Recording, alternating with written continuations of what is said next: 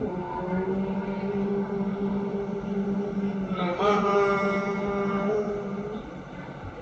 सिद्धेभ्यः। ॐ नमः सिद्धेभ्यः। नमः सिद्धेभ्यः। ॐ नमः सिद्धेभ्यः। नमः सिद्धेभ्यः। ॐ नमः सिद्धेभ्यः। अरिहन्ताणम्।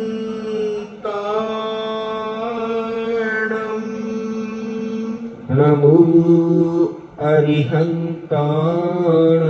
नमो सिद्धाणम्। नमो सिद्धाण। नमो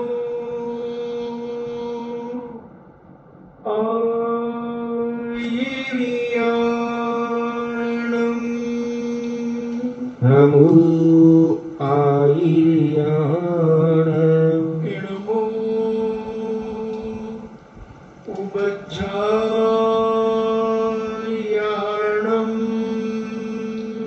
नमो उवज्झायाणम्।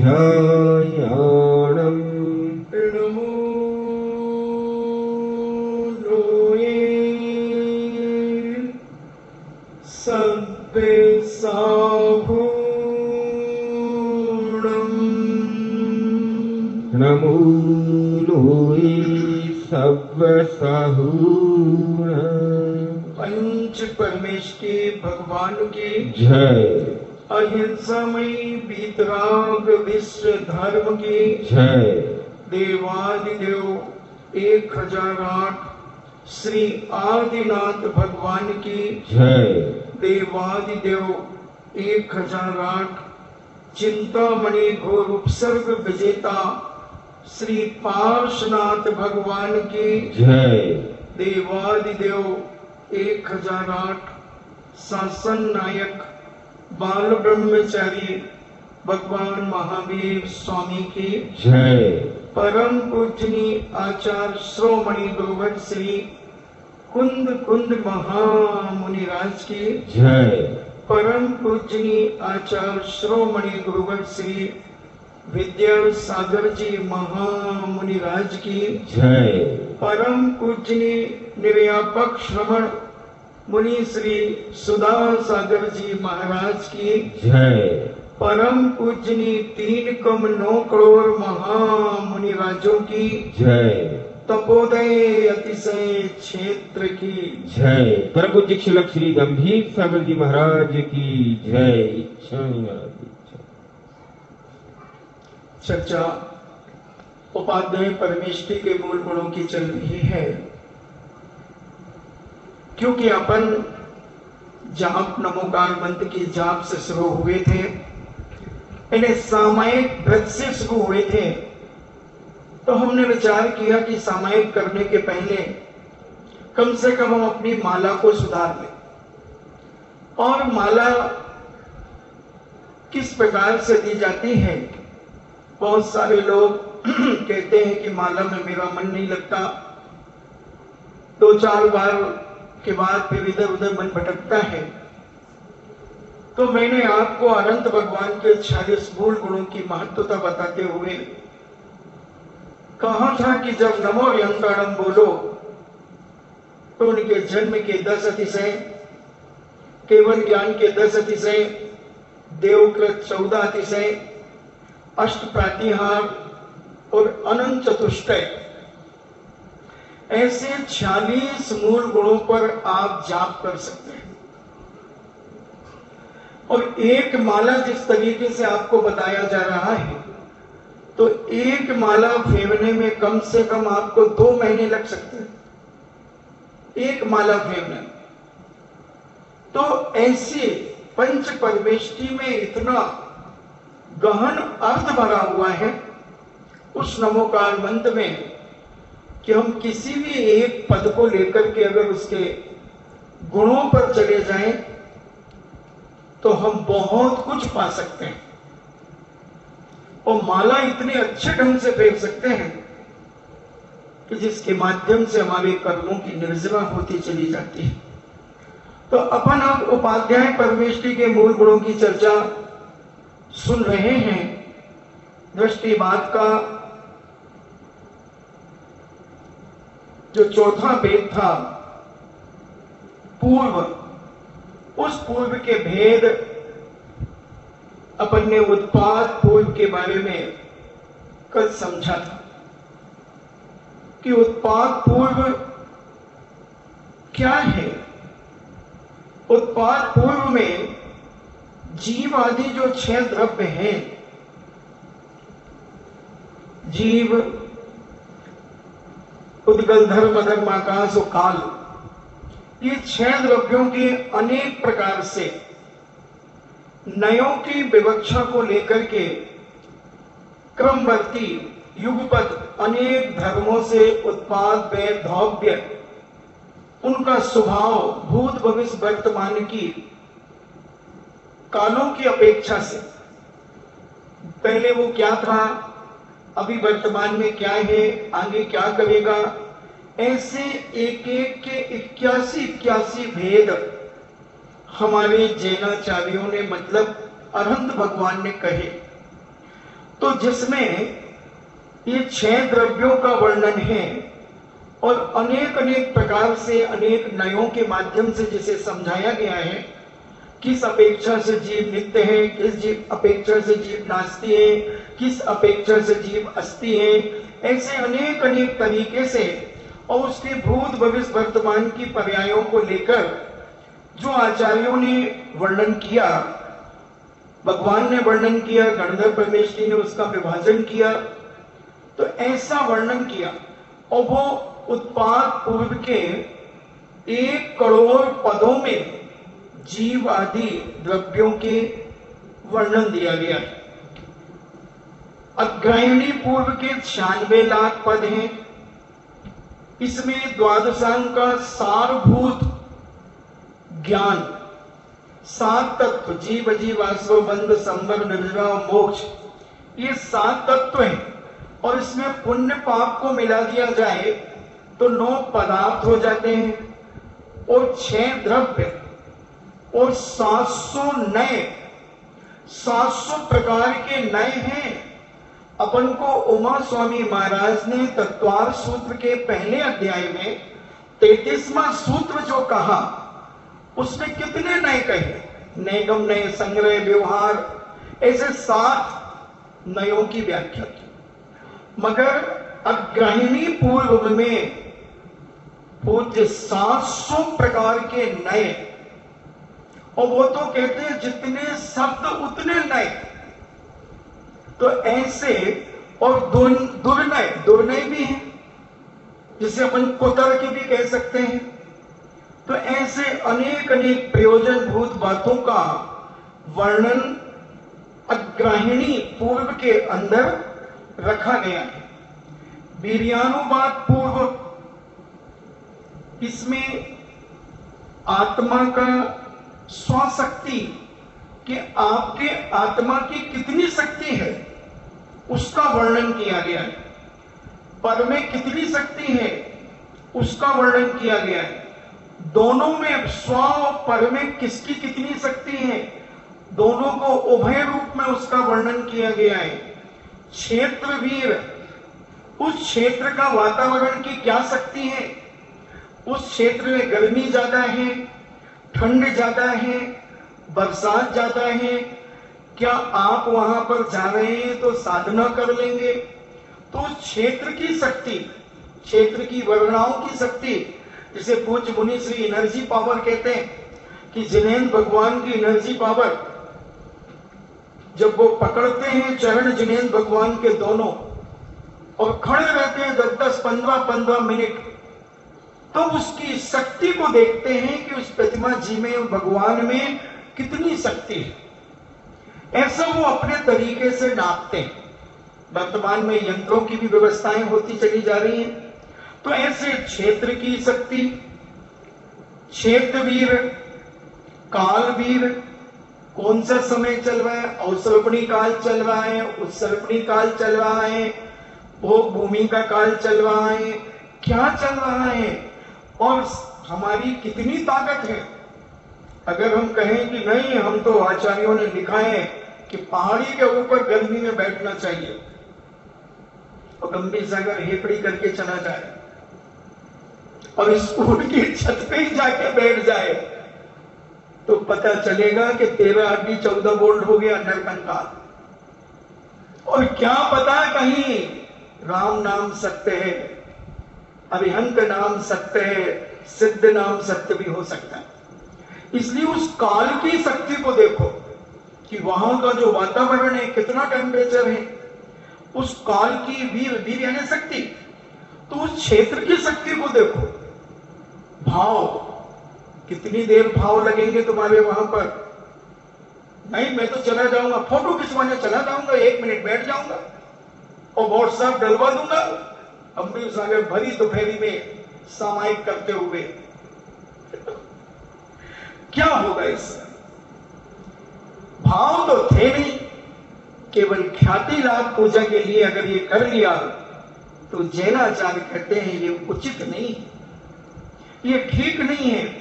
इसलिए अपने भावों की शक्ति देखो कि हम इसको कितना कर सकते हैं। ऐसे तपोवीर हम कितने तप कर सकते हैं, कितने उपवास कर सकते हैं, कितने उनोदर कर सकते हैं, कितने व्यक्ति परिसंख्यान कर सकते हैं, कितना रस त्याग कर सकते हैं, कितना विविध संयासन कर सकते हैं, एकांत में कब तक हम शयन कर सकते हैं, कायोत्सर्गम कितना कर सकते हैं, प्रायश्चित, विनय, वैयावित, स्वाध्याय आदि जो अंतरंग तप हैं, इन सबकी अपनी शक्ति देखो इन करने के लिए। फिर द्रव्य गुण पर्यायों का शक्ति रूप वीर का वर्णन, उस वीर्यानुवाद में कौन से द्रव्य में कितने गुणों की, उन पर्यायों की शक्ति रूप क्या है, यानी द्रव्य गुण पर्यायों का शक्ति रूप वीर्य, उसका वर्णन, किस द्रव्य में कितनी शक्ति है, आत्मा में कितनी शक्ति है, ब्रह्मांड को हिला सकती है, पूरे 3 लोक को तहस नहस कर सकती है, इतनी शक्ति है एक एक जीव की आत्मा के अंदर। जैसे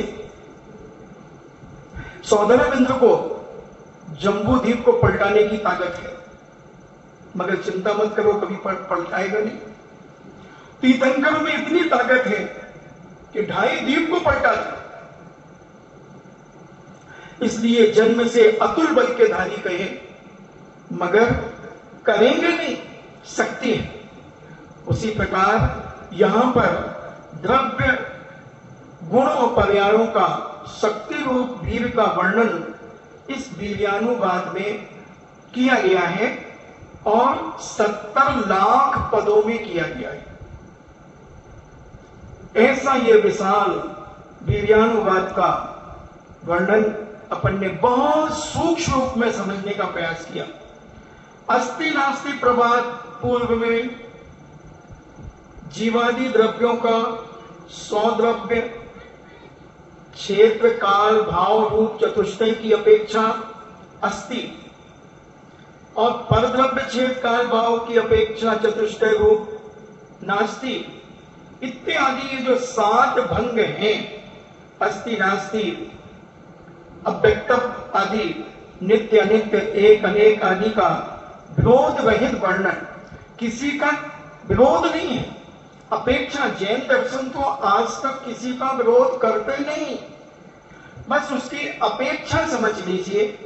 एक बार मैंने कहा था, बताया था तेजबल जी के बारे में, इनका उदाहरण देकर के हमने अस्ति नास्ति चीज को समझाने का प्रयास किया था। तो जैसे कोई व्यक्ति कहता है ये हमारे मामा है, तो क्या वह मामा ही है? पत्नी की अपेक्षा पति है, उस भांजे की अपेक्षा वो मामा है, और पिताजी की अपेक्षा बेटा है, बहन की अपेक्षा भाई है। तो ऐसे अनेक अनेक रिश्ते जहां गर्भित होते हैं, वह जैन दर्शन सप्तभंगी न्याय के द्वारा ये सारा न्याय कर देता है।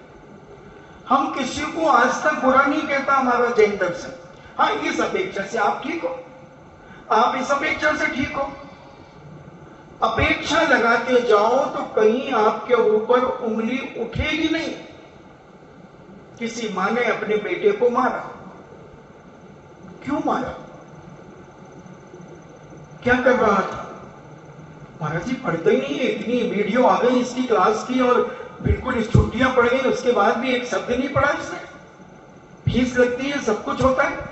हाँ तो ठीक मारे, क्योंकि वो पढ़ नहीं रहा था।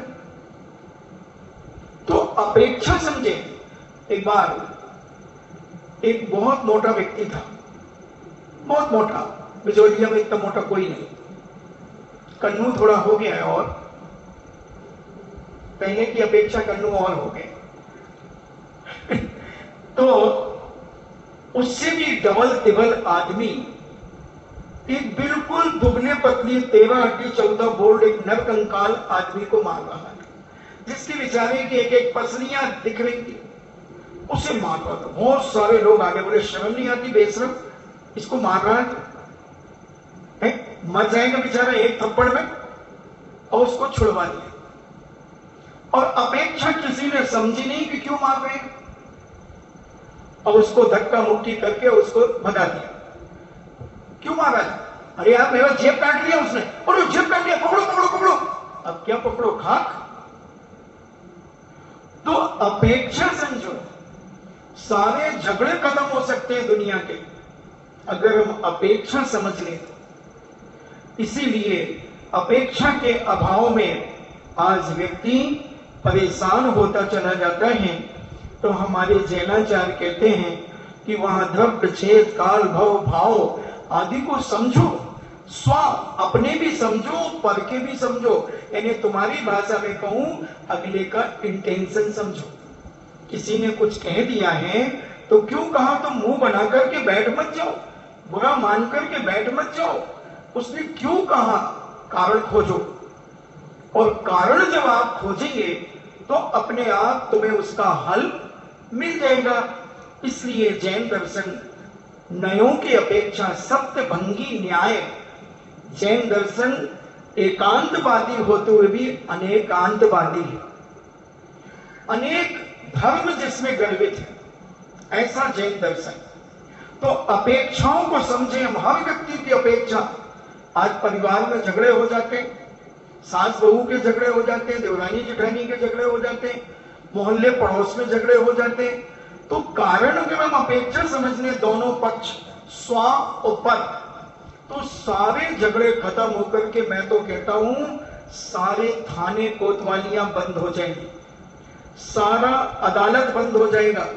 हर व्यक्ति अगर अपेक्षाकृत अपना जीवन जीने लगे तो न ट्रैफिक पुलिस की जरूरत है और न कोर्ट कचहरी की जरूरत है, किसी भी चीज की कोई जरूरत नहीं। आप लॉकडाउन में बाहर क्यों निकले? यूं तो आ जाओ बेटा अंदर। मैं दवाई लेने गए तो आपके मोहल्ले में भी तो दवाई की दुकान थी, आप वहां क्यों नहीं गए? सर उनके यहां पर मिली नहीं थी। अच्छा, तो अब आप जल्दी से मास्क क्यों नहीं लगाए? वो जल्दी जल्दी में सर नहीं लगाया, तो कोई ठीक बात नहीं है। हम आज माफ करते हैं, नहीं तो कल आपका चालान काट देंगे। अभी बिजोलिया में अच्छी जम के चालान कट रहे। दुकान पे बैठा आदमी भी अगर मास्क नहीं लगाया है तो उसका चालान काट रहे। तो ऐसे अपेक्षा, कारण बताओ बस, आपको किस कारण से आपने जो कार्य किया है। हम तो कुछ भी करो, जैन दर्शन कभी किसी चीज के लिए मना नहीं करता। तुम लघु का बनाओ, क्यों बनाया लघु का? लघु का इसलिए बनाया कि बहुत सारे लोग लघु का को जानते नहीं थे। अब लघु का सुन रहे थे सब। तो उस कंपनी की एक महिला ने, लघु का कंपनी की महिला ने विचार किया कि लो हम अपना लघु का बहुत सारे लोगों को परोसते हैं, जिसमें लोग समझने लगे। तो ये भी एक कारण था कि लोग खाने लगे, समझने लगे, पौष्टिक भी होता है, तो जो कमजोर लोग होते हैं उनके लिए बहुत अच्छा फायदेमंद होता है। तो कारण बता दिया आपने, अपेक्षा बता दी, किस कारण से हमने क्या कार्य किया है, तो आप कहीं बंद के अधिकारी हो ही नहीं सकते। तो ऐसे अस्ति नास्ति प्रवाद पूर्व के बारे में अपन ने समझा और इसके नित्य अनित्य एक अनेक आदि का विरोध रहित वर्णन है और इसमें 60 लाख पदों में इन सब चीजों का वर्णन है। अब ज्ञान प्रवाद नाम का पूर्व, इसमें मति ज्ञान, शुद्ध ज्ञान, अवधि ज्ञान, मन परे ज्ञान और केवल ज्ञान, ये 5 ज्ञान और कुमति, कुशुद्ध और प्रभंग अवधि ज्ञान या कुअवधि ज्ञान, ऐसे 8 ज्ञानों का इनका स्वरूप, इनकी संख्या, इनका विषय, इनकी फल की अपेक्षा प्रमाण अप्रमाण रूप से भेद सहित वर्णन किया गया। मति ज्ञान किसे कहते हैं? जो इंद्रिय और मन की सहायता से जो ज्ञान होता है वो मति ज्ञान होता है। शुद्ध ज्ञान जो मति ज्ञान से जाने हुए पदार्थ को विशेष रूप से जानना वो शुद्ध ज्ञान होता है। अवधि ज्ञान जो इंद्रिय और मन की सहायता के बिना ज्ञानावरणी कर्म के क्षरोक्षम से होता है कि आप क्या लिए हो मुट्ठी में, रूपी पदार्थ को जानता है अवधि ज्ञान। आपके मुट्ठी में क्या है वो बता देगा, मगर आप क्या सोच रहे हैं ये अवधि ज्ञान नहीं बताएगा। मने पवे ज्ञानी मुनिराज बताएंगे। अवधि ज्ञान तो मनुष्यों को भी होता है, देवों को भी होता है, नारकियों को भी होता है, देवों को भी होता है। नियम से भाव करते हैं। स्वर्ग में जीव जाएगा तो उसे अवधि ज्ञान होगा, चाहे वो भवनवासी बने, व्यंतर बने, जोशी बने, वैमानिक बने, कहीं भी जाए। नरकों में भी, नरकों में जाएगा तो अवधि ज्ञान होगा। सम्यक दृष्टि है तो अवधि ज्ञान हो जाएगा और मिथ्या दृष्टि है तो विभंग अवधि ज्ञान हो जाएगा। और मन पदे ज्ञान जो है वो पूज्य मुनिराजों को ही होता है। छठी गुण स्थान में उसका प्रयोग होता है। तो ऐसा ये मन पदे ज्ञान आपके मन में क्या तिष्ठा है, आपने कब क्या सोचा था, चिंतित, अर्धचिंतित, कितनी कुटिलता से भी फिर इसके भेद हो जाते हैं, विपुलमति, विजुमति। तो ऐसे ये मन परे ज्ञान मुनिराजों को होता है और आपके मन में क्या चल रहा है वो सब जान लेते हैं।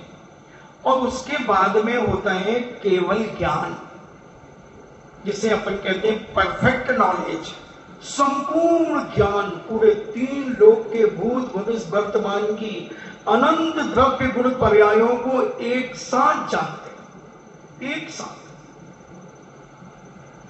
ऐसे केवल ज्ञान को 13वें गुण स्थान में पूज्य मुनिराज प्राप्त करते हैं। और मिथ्या दृष्टि जीवों को कुमति ज्ञान, कुशुद्ध ज्ञान और कुअवधि ज्ञान ऐसा उनके पास होता है। तो ऐसे इन ज्ञानों का वर्णन, इनका स्वरूप, इनकी संख्या, मति ज्ञान 336 भेद मति ज्ञान के होते हैं। अवग्रहिया, वाय धारणा, बहुसुत आदि जो तत्वांश सूत्र में पूज्य उमा स्वामी महाराज ने लिखे हैं। तो ऐसे इनकी संख्या आदि का, इनका विषय क्या है, इनका फल क्या है, इनका प्रमाण अप्रमाण रूप सभी प्रकार का साहित्य वर्णन है। इन्हें सब प्रकार से ज्ञान प्रवाद पूर्व में, फिर इसके बाद सत्य प्रवाद पूर्व आता है। इसके पदों की संख्या बता दूं। ज्ञान प्रवाद जो है 1 करोड़ पदों में, यानी 99,99,999 पदों में मति ज्ञान, शुद्ध ज्ञान, अवधि ज्ञान, मने परे ज्ञान और केवल ज्ञान और कुमति, कुशुद्ध, कुअवधि का वर्णन अनेक अनेक तरीकों से पूज्य आचार्य परमेष्ठियों ने, केवली भगवान ने कहा है। सत्य प्रभातपुर, इसमें वचन गुप्ती, वचन के संस्कार के कारण वक्ता के भेद, 12 प्रकार की भाषा, 10 प्रकार का सत्य तथा बहुत प्रकार के असत्य वचनों का वर्णन है। जो सत्य प्रवाद है इसमें वचन गुप्ती, केवल मौन हो जाना वचन गुप्ती नहीं है, अंदर से भी मौन हो जाना। हमने पहले बताया था जब आचार्य परमेश्वरी के वचन गुप्ती के, गुप्ती का मतलब है छुप जाना। जैसे हमने उदाहरण एक शस्त्र का दिया था कि गुप्ती होती है जो शस्त्र होता है और दोनों तरफ में उसमें धार होती है, चपटी होती है और उसके अंदर एक रूल के अंदर वो सीधी चली जाती है। फिर उसमें चूड़ी होती है तो चूड़ी में जैसे 6 इंची का उसका मुठा होता है पकड़ने का और वो उसके अंदर रख करके घुमाती जाती है। देखने में रूल लगता है जैसे स्कूल के टीचरों का रूल होता था, या पहले आपने ध्यान दिया होगा अंग्रेज लोग जो गोल हेड लगाते थे टोप, तो वो एक रूल लेकर के मॉर्निंग वॉक करते थे। मैंने देखा अंग्रेजों। और भी जो जज वगैरह रिटायर्ड होते थे, कलेक्टर्स आदि होते, जो अच्छी अच्छी पोस्टों पर होते थे, तो वो उस रूल को लेकर के चलते थे। उनकी एक पहचान थी कि ये कोई गरिमापूर्ण पदों से विभूषित व्यक्ति है और गुंडे बदमाश है, वो गुप्ती लेकर के चलते थे। तो गुप्ती बहुत खतरनाक शस्त्र है। अगर उसको निकाल करके किसी को मार दिया जाए और घुमा करके खींच लिया जाए तो उसकी आंतें बाहर आ जाती, बहुत खतरनाक शस्त्र है और फिर बचना आदमी का मुश्किल हो जाता है। तो ये शस्त्र है, तो यहां वो छुपी रहती है, सामान्य व्यक्ति देखे तो वह रूल जैसे लगे। तो ऐसे गुप्त छुप करके जिनके वचन अंदर ही अंदर छुप गए हैं,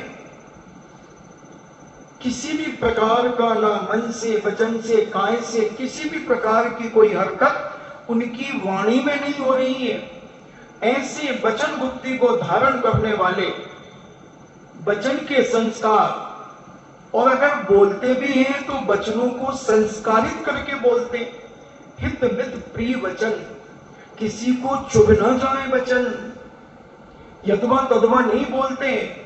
इसलिए हमारे तीर्थंकर दीक्षा लेते ही उपदेश नहीं देते। कब तक नहीं देते? जब तक उनकी छद्मस्त अवस्था रहती है तब तक वो उपदेश नहीं देते। तो छद्मस्त अवस्था किसे कहते हैं? जब तक केवल ज्ञान की प्राप्ति नहीं होती तब तक छद्मस्त कहलाते हैं। छद्मस्त का मतलब है पूरा ज्ञान नहीं होना, और जब तक जिस चीज का पूरा ज्ञान ना हो तब तक अपन को संबंध में नहीं बोलना चाहिए। इसलिए हमारे, क्योंकि तीर्थंकर जो कह देंगे वो मार्ग बन जाएगा, बड़े व्यक्ति जो कह देंगे वो मार्ग बन जाएगा। इसलिए आपने जिज्ञासा में देखा होगा कि पूज्य मुनि श्री के पास जब कोई एक इस प्रकार की जिज्ञासा आ जाती है जो उन्हें महसूस होता है कि इसमें विवाद हो सकता है, समाज की विवाद हो सकता है, धार्मिक त्रुटि हो सकती है, तो वो कह देते हैं ये सामाजिक है, आप अपने समाज में बैठ करके इसका निर्णय कीजिए। क्योंकि यहां से भी फरमान जारी हो गया तो वो प्रमाणिक हो गया। अब एक पक्ष के सपोर्ट मिल गया, दूसरे पक्ष का विरोध हो गया, तो एक पक्ष उसके ऊपर दादागिरी कर देगा। देख लो महाराज ने क्या कहा। इसलिए बोलने के पहले तोलो फिर बोलो। तो बहुत, ये माइक पे बैठना कोई मामूली बात नहीं है। क्या जिनवाणी का, मान लो चलो कुछ निकल गया गलत, तुम तो नाराज हो जाओगे, दुखी हो जाओगे, कोई बात नहीं, मगर अगर कोई आगम विरुद्ध शब्द निकल गया तो उसका सारा पाप उस वक्ता को। इसलिए वक्ता के भी लक्षण दिए। कौन बोल सकता है?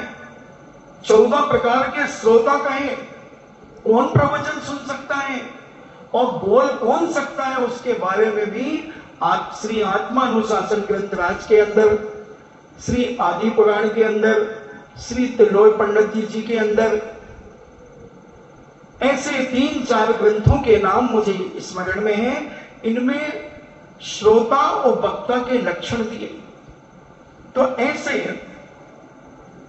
सत्य प्रवाद पूर्व में वचन मुक्ति और वचन के संस्कार के कारण और वक्ता के भेद, किस प्रकार का वक्ता होना चाहिए, सहनशील होना चाहिए वक्ता, उत्तेजित नहीं होना चाहिए और नान फनान गालियां बकने लगा, ये करने लगा, नहीं, बहुत विवेकशील होना चाहिए।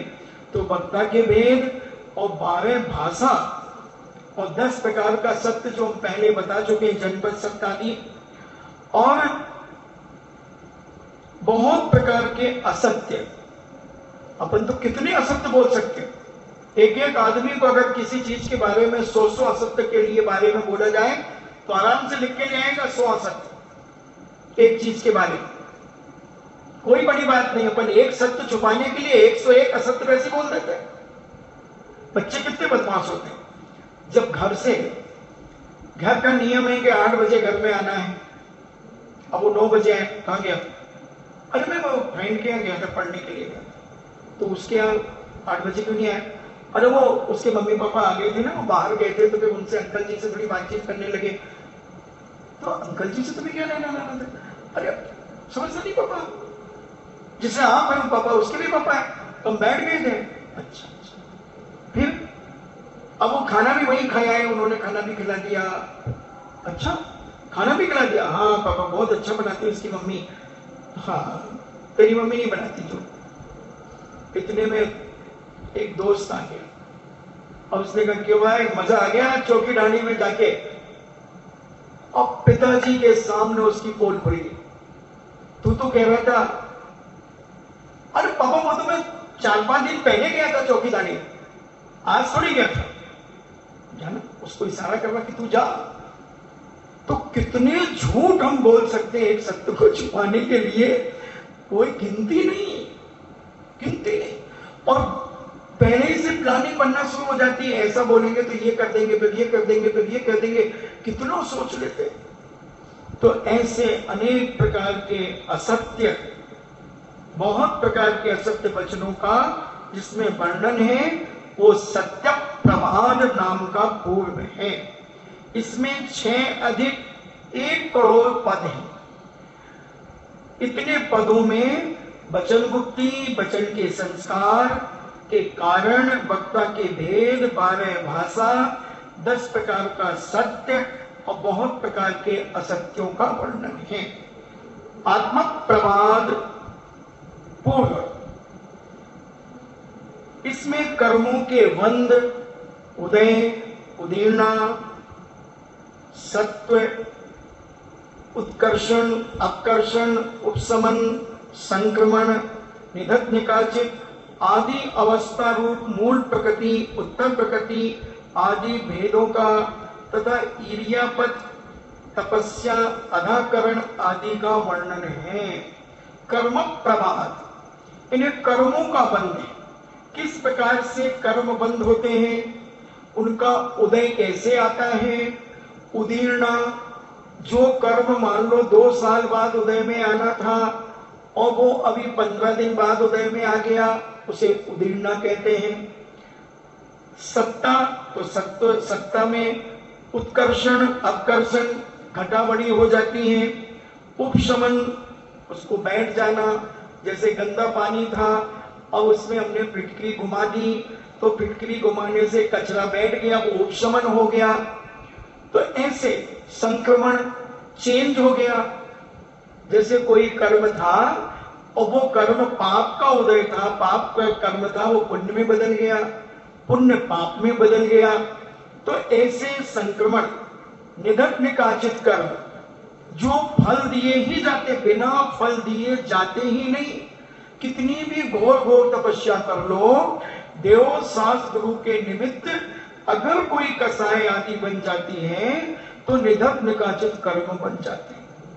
ये मगर पूज्य बीरसेन स्वामी ने और साहित्य 6ठी पुस्तक में सटकंडागम में पुष्पदंत भूतबली महाराज ने भगवान के दर्शन करने से निधक निकाचित कर्मों का क्षय बताया, क्योंकि वो कुछ ग्रंथ है मैंने पढ़ा नहीं, वो तो दर्शन करने के ग्रंथ हैं।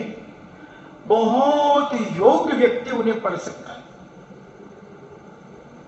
तो ऐसे तो दर्शन की भक्ति, हम कितनी भक्ति से हम दर्शन करते भी कहां हैं, मन कहां डोल जाता है। निधक निकाचित कर्म केवल भगवान के सामने जाने से नहीं कटेंगे, उनका गुणानुवाद मन वचन काया की एकाग्रता से इतनी तल्लीनता, स्तुति में इतने तन्मय हो जाओ, इतनी तन्मय हो जाओ कि तुम्हें पता ही ना चले कि कौन आया और कौन गया। तुम तो सारा रिकॉर्ड रखते हो, दर्शन करते करते समय, पूजन करते करते समय कौन आ गया कौन चला गया। तो कोई सहेली पूछ, अच्छा वो आई थी क्या? हाँ आई थी। तो कौन सी साड़ी पहनी थी? जो कल अपन लाए थे वही पहनी थी क्या? अब देखो, तू मंदिर में खड़ी है और जो बाजार से साड़ी लाई वो साड़ी पूछ रही है। तो हम क्या क्या बातें नहीं करते भगवान के दर्शन करते करते समय। तो ऐसे लोगों के निधक निकाचित कर्म नहीं कटेंगे। और अवस्था रूप मूल प्रकृति, मूल प्रकृतियां कितनी हैं? 8, ज्ञानवर्णी, दर्शनवर्णी आदि जो 8 कर्म है, फिर उत्तर 148 प्रकृतियां हो जाती हैं। तो ऐसे इनके भेदों का और भी असंख्यात भेद हो जाते हैं। और इरियापथ, चलने उठने बैठने आदि में, और तपस्या आदि अधा कर्म आदि का वर्णन, मुनिराज आदि कोई अधा कर्म करते हैं, किस किस प्रकार से अधा कर्म करते हैं, अधा कर्म करते हैं, हिंसाओं की कैसी क्रियाएं करते हैं, उन सबका वर्णन कर्म प्रवाद पूर्व में दिया गया है। फिर आता है प्रत्याख्यान पूर्व। हाँ, कर्म प्रदान की अपन पदों की संख्या ले लें तो 1,80,00,000 पदों में कर्मों के बारे में वर्णन किया गया है। प्रत्याख्यान पूर्व इसमें नाम, स्थापना, द्रव्य, क्षेत्र, काल, भाव की अपेक्षा जीवों के सहनन, बल आदि के अनुसार काल की मर्यादा सहित त्याग, पाप सहित पदार्थों का त्याग, उपवास की विधि व भावना, 5 समिति, 3 गुप्ति इत्यादि का वर्णन है। तो द्रव्य, क्षेत्र, काल, भाव की अपेक्षा ये बहुत जरूरी है। किसी ने कहा कि एक महाराज तो बहुत उपवास करते हैं। हाँ, करते कहाँ रहते हैं? वो कहां पर हैं? वो हिमालय में रहते हैं, गर्मी में उपवास करते हैं। ठीक है, लेकिन रहते कहां हैं? एक बार एक घटना घट गई। पूज्य आचार्य विद्यासागर जी महाराज इसी राजस्थान में एक नगर में आए थे। उस समय अच्छी गर्मी थी, तो एक पानी की टंकी बनी हुई थी, अच्छी बड़ी टंकी थी, और उसके नीचे कमरा बना हुआ था। तो आचार्य श्री को लोगों ने वहां रोक दिया और आचार्य श्री रुक गए। गर्मी का समय था, रुक गए। अब कुछ वर्षों के बाद हम लोग गए तो महाराज को कहा, महाराज जी आचार्य श्री रुके थे यहां पर। आचार्य श्री ने, अच्छा महाराज आप भी यहीं रुको। अब वो समय कौन सा था? जनवरी की कड़कड़ाती ठंड। अब पहले तो बैठे रहे, शाम को थोड़ा थोड़ा ठंडक बढ़ी, और खिड़की में अभी खिड़कियां नहीं। और सुबह में जब महाराज कांप रहे थे, ऐसे से कर रहे थे, तो हमने बोले महाराज जी क्या हुआ? तो बोले ये पानी की टंकी के नीचे बिठा दिया। और बड़े उससे कहे कि आचार्य श्री बैठे थे इसमें, क्या महाराज जी आप? तो महाराज ने कहा, भैया कौन से सीजन में बैठे थे? बोले वो तो महाराज जी गर्मी का समय था। महाराज ने, अभी क्या है? मकर संक्रांति के लड्डू फोड़ने का दिन है। और तुमने मुझे उसमें बिठा दिया। कोई बात। तो आदमी को द्रव्य छेद काल भाव इनको देखना चाहिए। कोई भी कार्य करने के पहले इन सारी चीजों का विवेक होना चाहिए। तो इसमें प्रत्याख्यान पूर्व में नाम, स्थापना, द्रव्य छेद काल भाव की अपेक्षा जीवों के सहनन यानी शक्ति, यानी उनकी हड्डियों की शक्ति, बल आदि के अनुसार काल की मर्यादा। अब कोई कहे कि आप तो गोवर्धन पर्वत उठाओ महाराज, कोटि शिला उठाओ, कोटि शिला। क्यों? लक्ष्मण भी तो आदमी थे, कृष्ण जी भी तो आदमी थे, सारे नारायण थे, वो भी आदमी थे, आप भी आदमी हो, वो भी खाते हैं, आप भी खाते हो। भैया वो कब पैदा हुए थे? अरे महाराज इसी भरत क्षेत्र में ही पैदा हुए थे। तो कब हुए थे भाई ये तो बताओ? पंचम काल में, चतुर्थ काल में। अब अगर इसमें क्या काल का क्या मतलब है? आदमी थे वो भी। भाई उनकी हाइट कितनी थी बताओ तो? 20 धनुष के थे लक्ष्मण जी। अच्छा, वो कोटि शिला कहां तक उठाई थी उन्होंने? जमीन से घूंटे तक।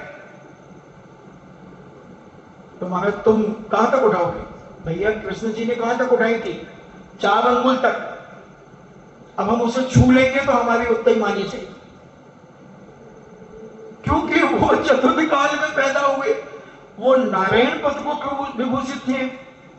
तो ऐसे द्रव्य छेद काल भाव की जानकारी होना चाहिए कि कौन से छेद मारा। डीवीसी खा लो, बाटी बाटी जानते ना, डीवीसी तो खा लो, गर्मी में खिला दो। और जिसके कभी जिसने खाई नहीं हमारे ब्रह्मचारी जी को खिला दो, और अच्छी खिला दो, पूरा डाल करके वो ऊपर की मोटी मोटी निकाल दो और अंदर का वो बाफला और उसमें देखी और पूरा मिला करके अच्छी तो लगेगी, खिला दो 5-7। अब ब्रह्मचारी जी क्या करेंगे? ले लो भैया जी, ले लो, बहुत भोला ब्रह्मचारी, ले लो भैया जी, ले लो। अब भैया जी क्या करें? अब भैया जी को गुड़गुड़ हो रही। ऐसी घटना घट गई। दीक्षा होना थी एक ब्रह्मचारी जी की, और आचार्य श्री के सानिध्य में वो ब्रह्मचारी जी को श्रावकों ने बाटियां खिला दी। भैया जी कल दीक्षा है तुम्हारी, कल उपास करना पड़ेगा, आज अच्छे से खा लो। और आप जानते ही हो चूरमा कैसा लगता है महाराज, बहुत टेस्टी लगता है। अब वो ब्रह्मचारी को खिला दिए। अब खिला दी, वो सामायिक कर रहे थे और उनकी पेट फट गया, आते बाहर आए। ये स्थिति हो गई। यानी डॉक्टर ने तकलीफ हो गई तो आचार्य जी प्रवचन कर रहे थे। आचार्य जी कहते तुम जानो तुम्हारा काम जाने। ऑपरेशन कराया, डॉक्टर ने बाटियां निकाली और टांके लगा दिए, मगर वो गैस की फिर ऐसा जोर आया कि वो टांके टूट गए और आते बाहर। दीक्षा रुक गई। कहां के व्यक्ति को क्या खिला रहे हो? कहां के व्यक्ति को क्या खिला रहे हो? ये सारी चीजें देखना चाहिए और ऐसा ज्ञान होना चाहिए, तब ये सारी की सारी चीजें बनती हैं। अपने पचाने की शक्ति देखना चाहिए कि मैं कितना पचा लूंगा। नहीं, 10-12 बादाम घोट दे तुम तो, और हम तो कटोरी पलटाएंगे। अब ऐसी भावना बना देते हैं, ऐसी भावना वो पलटाएंगे। अब कितनी घिसी थी? नहीं महाराज, 2-4 और पता चली कि 8-10। तो पचाने की ताकत, तुम्हारी भावना तो बहुत अच्छी है, बहुत अच्छी भावना है, मगर उस सामने वाले की ताकत भी तो देखो कि उसके पास कितनी ताकत है। तो ये ऐसी समस्या, इसलिए हमारे जैनाचार्य हमेशा कहते हैं द्रव्य छेद काल भाव को देख करके, अपनी सहन शक्ति को देख करके, 1-2 उपास करने की ताकत है तो 1 करो, कोई जरूरी नहीं है गिनीज बुक में नाम नहीं लिखाना है कि मैंने 2 उपवास कर लिए, नहीं। शक्ति ना छुपाओ और शक्ति से ज्यादा भी न करो। वीणा के तार को इतना ढीला मत छोड़ो कि वो तरंग ही न दे, और वीणा के तार को इतना टाइट मत करो कि वो टूट जाए। इसलिए सब चीजों को देखकर, संयम बल आदि देखकर, काल की मर्यादा देखकर, इन सब चीजों का अपने जीवन में प्रत्याख्यान नाम का जो पूर्व है उसमें नाम स्थापना द्रव्यच्छेद काल भाव की अपेक्षा जीवों के सहनन यानी उनकी हड्डियां आदि का बल कितना है, और उसके अनुसार काल की मर्यादा, इस समय कौन सा काल चल रहा है, ग्रीष्म ऋतु चल रही है कि शीत ऋतु चल रही है कि बरसात चल रही है, क्या चल रहा है, कौन सा स्थान है, क्या है, इन सारी चीजों का, और कौन से पदार्थ कौन से सीजन में त्याग करना चाहिए, कौन से सीजन में क्या चीज लेना चाहिए, क्या नहीं लेना चाहिए, ये गर्म होती है कि ठंडी होती है, इन सब चीजों का ज्ञान होना चाहिए। तो ये ज्ञान प्रत्याख्यान पूर्व में हमारे अनंत भगवान ने इसका वर्णन किया है। तो ऐसे उपवास करना, उसकी विधि क्या होती है उपवास करने की, और ऐसे 5 समिति 3 गुप्ती आदि का वर्णन है। और इस प्रत्याख्यान में 84 लाख पदों का वर्णन दिया गया है। 84 लाख पदों में ये सारा वर्णन किया गया। विद्यानुवाद पूर्व, विद्यानुपूर्व जो है अंगुष्ठ, असेन आदि 700 लघु विद्याएं और 500 रोहिणी आदि महाविद्याएं, इनका स्वरूप, सामर्थ्य, मंत्र तंत्र, भूत पलीतों को कैसे वश में किया जाता है, कैसे चढ़ाया जाता है, कैसे उतारा जाता है, आदि आदि वर्णन, पूजा विधान, सिद्ध हो जाने पर उनका फल तथा अंतरिक्ष, भौम, अंग, स्वर, स्वप्न, लक्षण, व्यंजन, चिन्ह, ये 8 प्रकार के निमित्त ज्ञान का वर्णन विद्यानुवाद में है। विद्यानुवाद पूर्व जो है इसमें तो ऐसे ये सारे के सारे वर्णन अंतरिक्ष को देखकर उसके भूत भविष्य वर्तमान की बातों को बता देना, अंग, उसके अंग उपांग आदि को देखकर उसके बारे में भूत भविष्य वर्तमान की बातों को बता देना, अपना स्वर देखकर कि सूर्य स्वर चल रहा है कि चंद्र स्वर चल रहा है, युद्ध के लिए जा रहे हो तो ध्यान रखना जब सूर्य स्वर चले, जब युद्ध करने जाना, किसी को जवाब देना है अच्छे बुरे का, तो अगर चंद्र स्वर चल रहा हो तो उससे कह दो जाओ तुम्हारी सफलता होगी, आदि आदि इनके वर्णन उन्होंने दिए। स्वप्न आदि का वर्णन, कौन सा स्वप्न आया, कौन सी तिथि में आया, कौन से पहर में आया, कब आया, शुक्ल पक्ष में आया कि कृष्ण पक्ष में आया, इन सब का वर्णन। और लक्षण, शरीर में तिल, मस्सा, भौरा आदि होते हैं, लक्षण आदि होते हैं, व्यंजन आदि जो होते हैं, जैसे भगवानों के शरीर में 900 व्यंजन और 108 लक्षण होते हैं, ऐसे 108 आदि जो लक्षण आदि और व्यंजन आदि होते हैं, उनके बारे में सारा का सारा वर्णन विद्यानुवाद पूर्व में आता है। एक घटना आती है, एक स्थूल भद्र नाम के एक मुनिराज से, और उनके गुरु महाराज भद्रबाहु स्वामी विद्यानुवाद पूर्व पढ़ा रहे थे। और जब उसमें आया कि पर काया प्रवेश, अनेक अनेक सिंह आदि के रूप बना लिए जाते हैं, मुनिराज ऐसे रूप बना करके बैठ जाते हैं अनेक अनेक तरीके से। तो स्थूल भद्र ने कहा कि गुरुजी मैं साधना करने जाना है। गुरुजी ने कहा क्यों? बोले हाँ मेरा मन हो रहा है। ठीक है, यदवा तदवा साधना मत करना, ठीक है। और वो चले गए जंगल में एक गुफा में, और वहां सिंह का रूप बना लिया विद्यानुवाद के प्रभाव से। उनके ग्रस्त अवस्था के परिवार के लोग आए और सब महाराजों के दर्शन करते हुए उन्होंने कहा स्थूल भद्र महाराज कि दर्शन नहीं हुए महाराज जी, वो कहाँ है? देखो वो उधर जंगल में हैं, उनको किसी प्रकार की परेशानी से छेड़ना मत, वो ध्यान में बैठे हैं। वो जो अध्ययन चल रहा है बहुत गहन अध्ययन चल रहा है, विज्ञानुवाद का अध्ययन चल रहा है। आप वहां चुपचाप दूर से दर्शन कर लेना। हाँ महाराज जी, हम बिल्कुल परेशान नहीं करेंगे। और वो गए तो उन्होंने देखा जो गुफा गुरु महाराज ने बताई उसमें तो शेर बैठा है।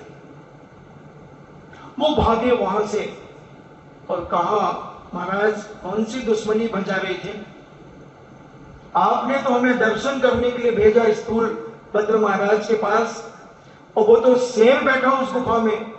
अरे गलत व्यक्ति को अध्ययन करा दिया, जिस पर योग्यता नहीं थी उसको मैंने ज्ञान दे दिया। गुरु महाराज ने कहा ठीक है, गलती हो।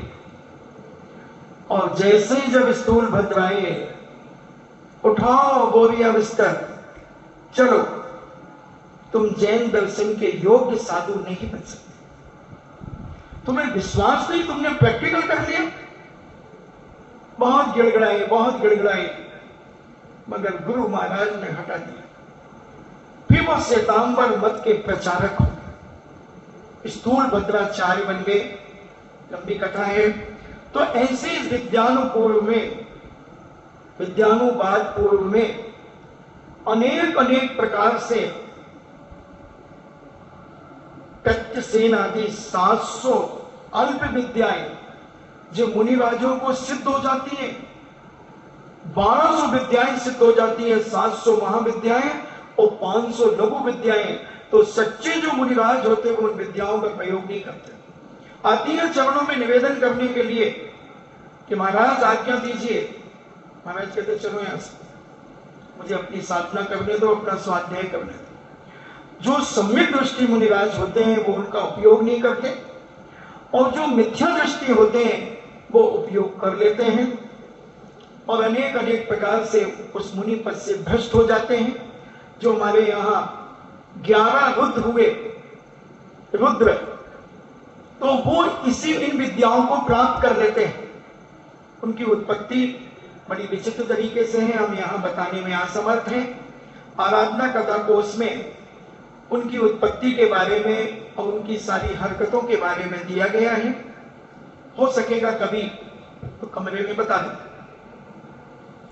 तो ऐसे रुद्र आदि जो होते हैं इनको विद्याएं सिद्ध हो जाती हैं। 700 लघु विद्याएं, 500 महाविद्याएं, 1200 विद्याओं के माध्यम से यथोतत्वाकार करते हैं, चरित्र से पतित हो जाते हैं और अत्याचार और अनीति और बलात्कार में इतने लिप्त होते हैं कि इनसे मिथ्यात्व का पोषण होता है और अनेक प्रकार से मिथ्या मार्गों की स्थापना हो जाती है। तो ऐसे इसमें बहुत सारा वर्णन है विज्ञानुवाद में। तो 1,10,00,000 पदों में ये विज्ञानुवाद नाम का प्रवाद लिखा गया। अभी भी वर्तमान में कुछ साधुओं ने विज्ञानुवाद के नाम से ग्रंथ निकाला है और उसमें जो साधु के योग नहीं है ऐसी ऐसी चीजें लिखी हैं कि पढ़ने में भी लज्जा आती है। तो ये सारे के सारे काम वही करते हैं जो अधूरे लोग होते हैं, जिनको एक ख्याति लाभ पूजा की ललक होती है, वो ये यद्वा तद्वा कार्य करते रहते हैं। अब कल्याणुवाद पूर्व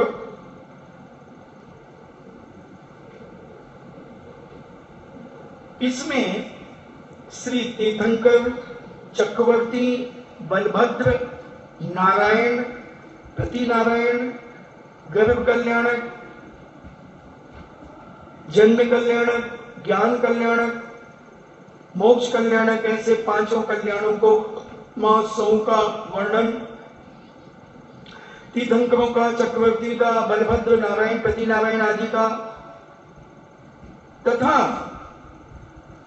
इन पदों का कारण तीर्थंकर पद कैसे प्राप्त होता है, किस प्रकार की भावनाएं से आदि, और चंद्र, सूर्य, ग्रह, नक्षत्र आदि की गति, उनकी गति हमने जो कल आपको बताई थी कि 1 मिनट में चंद्रमा कितना चलता है, सूर्य कितना चलता है, ये सारा इसमें कल्याणवाद नाम के पर्व में पूर्व में जिनेन्द्र भगवान ने कहा है।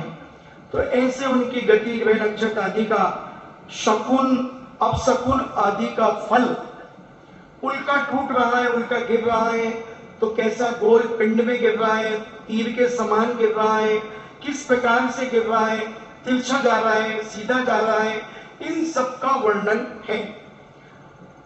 और ऐसे अनेक प्रकार सूर्य का गर्भ धारण करना, चंद्रमा का गर्भ धारण करना, इससे बारिश होगी कि नहीं होगी, कैसी बारिश होगी, आदि आदि, हवा कौन सी चल रही है, बसंत पंचमी को हवा किस दिशा में चली है तो बरसात होगी कि नहीं होगी, होलिका दहन के दिन किस दिशा में हवा चल रही थी। तो इसकी सब जानकारियां ध्वज लगा करके देखा जा सकता है कि जब हमारे नगर की दो होलिका दहन हो रहा है उस समय हवा किस तरफ बह रही है, तो उससे अनुमान लगाए जाते हैं। तो ये सारा कल्याणवाद नाम का जो पूर्व है, अनेक अनेक प्रकार की बातें उसमें हैं, जो 26 करोड़ पदों में ये सारा का सारा वर्णन हमारे जैनाचार्यों ने दिया है। निदान बंद करके चक्रवर्ती नारायण आदि का पद प्राप्त कर लेते हैं, तीर्थंकर का पद 16 कारण भावनाओं को भाग करके प्राप्त करते हैं। ये सारा वर्णन हमारे जैनाचार्यों ने बहुत विस्तार से दिया है। प्राणवाद पूर्व, प्राणवाद पूर्व में शरीर की चिकित्सा, इन्हें शरीर की बीमारियों का इलाज, अष्टांग आयुर्वेदिक जो वैद्य विद्या उसका, तथा भूत प्रेत आदि की व्याधि दूर करने के कारणभूत मंत्र आदि का, विष आदि का दूर करने वाली जंगलिका, तथा इला, पिंडला, सुषुम्ना आदि श्वासोश्वास को करना, दोनों स्वर चलते हैं उसको सुषुम्ना कहते हैं, और ये चंद्र स्वर, फिर सूर्य स्वर और ये चंद्र स्वर, ऐसे इनके ज्ञानार्णों में और विस्तार से वर्णन दिया गया है। और श्वासोश्वास का तथा गति के अनुसार उन 10 प्राणों का उपकरण, अनुकरण द्रव्यों का वर्णन। इन्हें सारा जैन दर्शन में ऐसी कोई चीज नहीं थी कि जो उपलब्ध ना हो। सारी चिकित्सा के बारे में, शल्य चिकित्सा के बारे में सारे इलाज जैन दर्शन ने दिए। अनेक अनेक, अभी एक घटना स्मरण में आ गई। एक उदयपुर के वैद्य जी हैं प्रहलाद मिश्रा, तो वो हमसे 2005 से परिचित। उन्होंने एक घटना मुझे सुनाई, बोले महाराज जी मैं बंबई देखने गया किसी रिश्तेदार को, तो वहां एक बहन जी पलंग पर लेटी लेटी बहुत रो रही थी। उनकी वेदना मुझे देखी नहीं गई। मैंने उनसे पूछा, बहन जी क्यों रो रही हैं आप? बोले भैया हमारा पैर कटेगा आज। उन्होंने, अच्छा आपके पतिदेव कहाँ है? बोले वो डॉक्टर से संपर्क कर रहे हैं। बोले उन्हें बुलाइए। और वो उनके पतिदेव आए। उन्होंने कहा भैया 15 दिन की मोहलत मुझे दे दो, हो सकता है ये पैर ना कटे। डॉक्टरों को पता चला। डॉक्टर कहते ये कोई बात थोड़ी होती, ऐसे नहीं होता, पैर तो कटेगा। बोले प्लीज डॉक्टर साहब, अगर अभी तुम इतना काट रहे हो, 15 दिन में 1 इंच और ज्यादा कटेगा, और अगर ठीक हो गया तो उसका जीवन तो बच जाएगा। बोले नहीं नहीं, बहस हो गई। डॉक्टर और वैद्यों का तो कभी मेल बैठता ही नहीं। काफी समय चर्चा हुई, उनके पतिदेव को समझाया, उन्होंने वहां से छुट्टी करी और वहीं एक कमरा किराए पर लेकर के, और वैद्य जी 15 दिन रुक गए और उन्होंने वहीं जड़ी बूटियां लेकर के लेप लगाना शुरू किया। 15 दिन के अंदर जो उनका हाथी पांव हो गया था वो कटने वाला था, मगर उन वैद्य जी ने ठीक कर दिया। अब फिर अभी हम 2011 में जबलपुर में चातुर्मास कर रहे थे। एक व्यक्ति, चतुर्मास का समय लगभग 60% 70% निकल गया था। एक व्यक्ति कुर्सी पे बैठा हुआ ऐसे हाथ जोड़े जब हम प्रवचन से लौटे, पूज्य मुनीश्री को भी जोड़ता हूं। अब मैं कुछ समझा नहीं, कोई मेरे पास उसको लेकर के आ गया। उसके परिवार के 8 लोग साथ में थे। मैंने उनसे बातचीत की, बोले महाराज जी हमने 8 लाख रुपए इनके इलाज में लगा दिए और डॉक्टरों ने कहा था ठीक हो जाएगा, ठीक हो जाएगा, अंत में हम ये काटने की बात कर रहे हैं और अब 2.5 लाख रुपए इसके काटने में लगेगा और हमारे पास कुछ भी नहीं है। हमने अच्छा ठीक है, कोई बात नहीं है, 2.5 लाख रुपए की। एक व्यक्ति से मैंने कहा भाई इनका इंतजाम कराओ। उन्होंने कहा महाराज मैं ही कर दूं, डॉक्टर का एड्रेस दीजिए, उनका अकाउंट नंबर दीजिए, हम उसमें डाल देंगे। फिर हमने कहा रुको अभी पैसे मत डालना। मैंने प्रहलाद मिश्रा जी को खबर भिजवाई। हमने कहा आपने एक घटना मुझे बॉम्बे की सुनाई थी, अब आपकी परीक्षा है। मुझे नहीं मालूम कि बॉम्बे में आपने क्या किया था, मेरे पास एक ऐसा मरीज है तो हम उसकी सारी रिपोर्ट आपके पास भेजते हैं। उन्होंने कहा नहीं महाराज, रिपोर्ट नहीं, आप तो मरीज को भेज दो। मैंने देखो उसके पास कुछ भी नहीं है।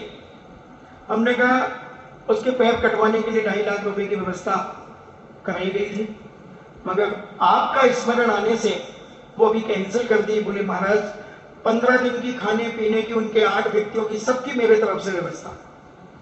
मैंने ठीक है और उनको भेज दिया वहां से गाड़ी करवा करके। वैद्य जी ने कहा 2 महीने से कम नहीं लगेंगे, मगर ये ठीक हो जाएगा, इसका पैर नहीं कटेगा। इलाज किया वैद्य जी ने 2 महीने 15 दिन तो उन्होंने अपनी तरफ से व्यवस्था की। फिर और व्यवस्था तो हो ही जाती है, जैन समाज की तो बहुत सारे लोग उदार मना है, सारी व्यवस्था हो गई, उनका पैर बच गया। तो जो वो बहन जी थी वो सम्मेद शिखर की वंदना ऐसे धड़ धड़ा के करती हैं, कोई तकलीफ नहीं है। और ये व्यक्ति भी दुकान चलाता है, कोई तकलीफ नहीं, पैर कटन। तो शल्य चिकित्साएं हमारे आयुर्वेदिक में भी एक से एक चिकित्साएं हैं, मगर कोई उनको हम तत्काल इलाज चाहते हैं। तत्काल इधर गोली खाई और वहां पर गोली खुलना चाहिए, नहीं, टाइम तो लगेगा। औषधि और दवाई में बहुत अंतर है। दवाई वो कहलाती है जो रोग को दवा देती है, उसका नाम दवाई। और औषधि जो रोग को शोध करके बाहर निकाल देती है, वो औषधि कहलाती है। टाइम लगता है, बस रोग पकड़ में आ जाना चाहिए। अब वो वैद्य जी कुछ नहीं पूछते आपसे, बस यूं हाथ पकड़ते हैं और एक हाथ से लिखना शुरू करते जाते हैं और बताते जाते हैं आपको यहां दर्द हो रहा है, आपको ये तकलीफ है, आपको ये, सारा चिट्ठा बना देते हैं। तो ऐसे अभी भी है, मगर अब काफी बुजुर्ग हो गए और पकड़ बहुत अच्छी है। तो ऐसे ये मैं क्यों बताया मैंने, क्योंकि हमारे प्राणवाद पूर्व में जो चिकित्सा की बात आई, शरीर की चिकित्सा का और अष्टांग आयुर्वेदिक जो वैद्य विद्या का, उसका वर्णन, तो आज नाड़ी वैद्य बहुत कम है। वैद्य वो वैद्य थोड़ी है। एक वैद्य गया किसी के यहां और उस व्यक्ति को बहुत ज्यादा खांसी जुकाम हो रहा था, तो वैद्य जी ने देखा कि उसके पलंग के नीचे केले के छिलके और मौसमी के छिलके पड़े। तो वैद्य जी ने बस कहा, अरे तुमने केला खा करके पानी पी लिया यार, तुमने मौसमी का जूस पी करके पानी पी लिया, इसलिए तुम्हें ये सर्दी खांसी जुकाम हो गया। तो उसने कहा हाँ वैद्य जी ऐसे ही किया। अरे तो तूने तो नीचे के छिलके देख के बताया, नाड़ी देख के थोड़ी बताया। वैद्य तो वो है कि तुम्हारी शकल देख के बीमारी पकड़ ले। ऐसे ऐसे वैद्य हुए हमारे जैन दर्शन में कि द्वारका में एक मुनिराज आए जिनको बहुत भयंकर बीमारी थी, शरीर सूखता जा रहा था, और वो इतने वीतरागी मुनिराज थे कि वो किसी को अपने शरीर का स्पर्श नहीं कराते थे। बाहर से किसी को घुसने नहीं देते थे, कोई दवाई लेकर के जाए तो कुछ नहीं, अपने वीतरागता पर इतने अडिग थे। जब नगर में आए तो कृष्ण जी ने देखा कि महाराज का स्वास्थ्य बहुत खराब है, मगर महाराज कुछ भी इलाज नहीं करा रहे। उन्होंने अपने राज वैद्य को बुलाया और कहा कि देखो महाराज स्पर्श नहीं होने देते। उन्होंने कहा ठीक है, एक धागा का स्पर्श कर दो। देखना कैसी चिकित्सा थी हमारे जैन दर्शन में। एक धागा उनके शरीर से स्पर्श कराया और वो धागा वैद्य जी को दे दिया। वैद्य जी ने उस धागे को क्या शोध किया, उसका क्या किया, उसकी गंध सूंघी, क्या किया और दवा बना दी। और पता चला कि ये तो घुसने भी नहीं देते हैं, जैसे गंभीर सागर नहीं घुसने देता है। तो कृष्ण जी ने सारे जहां जहां पड़गान होना था सब जगह दवाई बनवा करके पहुंचा। कहीं तो जाओगे महाराज साहब, अगर तुम डाल तो भक्त पात पात, भक्त को तो वेदना हो जाती है साधु की बीमारी पर। वो तो पूरी ताकत लगा देगा कि मेरे महाराज कैसे स्वस्थ नहीं हो। सब तरीके से साम दाम दंड भेद सारी नीतियां अपना लेगा। और कृष्ण जी ने दवाइयां पहुंचा दी, काढ़ा बनवा के पहुंचा दिया। और पूज्य मुनि श्री को काढ़ा चल गया और चौके से निकलते ही महाराज आधे स्वस्थ हो। दूसरे दिन चला महाराज पूर्ण स्वस्थ हो गए। अब वो वैद्य थोड़ा अहंकारी था। वो वैद्य जब 2-3 दिन के बाद राज वैद्य था, कृष्ण जी से पूछा कि महाराज आपके साधु महाराज ठीक हो गए? बोले हाँ वैद्य जी महाराज बहुत ठीक हो गए। और एक हार उतार करके वैद्य जी को दे दिया। अब वैद्य जी उन साधु के पास गए, बोले महाराज अपन नहीं दिया था? वो कहा अपन नहीं दिया था। मगर महाराज तो वीतरागी थे, उन्हें क्या लेना देना था। ये तो पुद्गल की क्रिया पुद्गल में होती, वो तो अपनी आत्मा में मस्त थे। और उसे गुस्सा आ गया, गुस्सा आ गया कि जवाब भी नहीं दे रहे कि ठीक हुआ कि नहीं हुआ। मगर उसे ये तो विवेक होना चाहिए, मैं किससे पूछ रहा हूं? मुनि महाराज क्या कोई राग द्वेष करेंगे? नहीं था विवेक। और उत्तेजित हो गया, मायाचार से भर गया और मर करके बंदर हो गया। और वो मुनिराज यत्र तत्र विचरण करते हुए कुछ वर्षों के बाद एक जंगल में ध्यान लगा करके बैठे थे। और वो बंदर देवता उसे जाति स्मरण हो गया। यही मुनिराज है, बड़ा वीतरागी बन रहा था। मैं पूछ रहा था कि महाराज आप स्वस्थ तो हो गए? तो भी कुछ नहीं बोला। अभी देखता हूं इसकी वीतरागता का पता करता हूं। और एक पेड़ पे लटक करके उसने एक डाल को तोड़ा। तो डाल टूटती तो ऐसे तिरछी टूटती है, जैसे तुम गन्ने को कटो तो तिरछा कट जाता है। तो ऐसी वो डाल कटी, बड़ी नुकीली थी। और उसने गुस्से में मुनिराज के ऊपर फेंकी तो मुनिराज की जंघा में जाकर के वो डाल लगी। खून के फव्वारे छूट गए, खून के फव्वारे छूट गए। मगर महाराज ध्यान में बैठे रहे। समता समारे धुति उचारे वंदना जिंदेव की, समता परिणाम उनके अंदर था। फिर बंदर को याद आया, अरे खून बंद करने के लिए तो ये दवा है, जड़ी बूटी। और फट से गया, वो पत्तियां तोड़ के लाया और हाथों से मसली और वो लकड़ी हटाई और मसल करके उसमें वो भर दी, खून बंद हो गया। महाराज फिर भी शांत बैठे हैं। डाल निकाल दी तो, घाव भर दिया तो, ओहो चरणों में लौट गया। तो कहने का मतलब कि हमारे जैन दर्शन में ऐसी ऐसी सभ्य चिकित्साएं और ऐसा ऐसा आयुर्वेदिक का ज्ञान जबरदस्त था। अभी भी ग्रंथ हैं, कल्याण कारकम उग्रसेन महाराज का, और भी समनभद्र स्वामी ने भी बहुत ग्रंथ लिखे दवाइयों के, बहुत लिखे। बहुत सारे ग्रंथों को हिंदू ने, अपने पंडितों ने अपने नाम से छपा लिए। तो ऐसा ये प्राणवाद पूर्व में अनेक अनेक वर्णनों को जानने का, और इसमें 13 करोड़ पदों में शरीर की चिकित्सा का, अष्टांग आयुर्वेदिक जो वैद्य विद्या उसका, तथा भूत प्रेत आदि उनकी व्याधि दूर करने के कारणभूत मंत्र आदि का, और विष आदि उनको दूर करने का। देखो एक और अभी कुछ ऐसी चीजें चल रही हैं, अगर किसी को कोई जहरीला कड़ा काट दे, कीड़ा काट दे, तो आप फौरन नींबू घिस दीजिए उस जगह पर।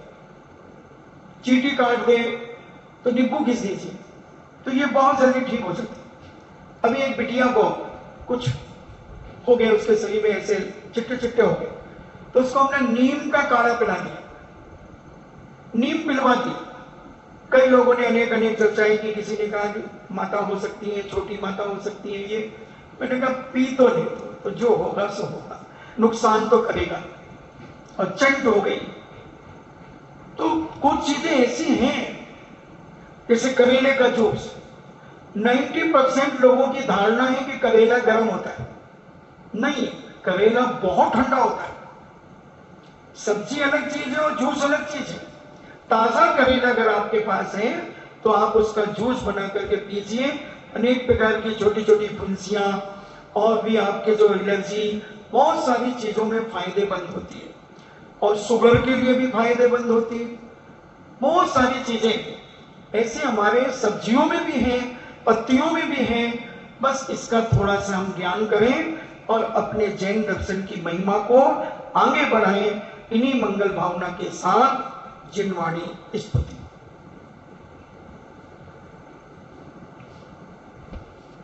जिनवाणी के ज्ञान से सूझे लोकालोक, सो वाणी मस्तके धरो, सदा देत हूँ धो। हे जिनवाणी भारती, तो जपो दिन रैन, जो तेरो शरणा गहे, सो पावे सुख चैन। देव भजो अरिहंत को, गुरु सेवा निर्ग्रंथ, दया धर्म पालो सदा, यही मोक्ष का पंथ। अभी सुशील जी बैग जी ने भी बताया था कि भीमसेन कपूर, इलायची, लौंग, तुलसी के पत्ते और जाय पत्री, इनको भी आप अपने पास रखें तो कोरोना के जो कीटाणु हैं कोरोना के, वो आपके नजदीक, आपके आसपास में नहीं भटकेंगे। तो वो भी एक पुड़िया बना करके कपड़े में बांध करके आप अपने जेब में रख सकते हैं। समय समय पर सुनते रहें। बहुत चीजें हैं हमारे जैन दर्शन में, इनको हम अपने जीवन में अपनाएं। इन्हीं भावना के साथ नववान होगा।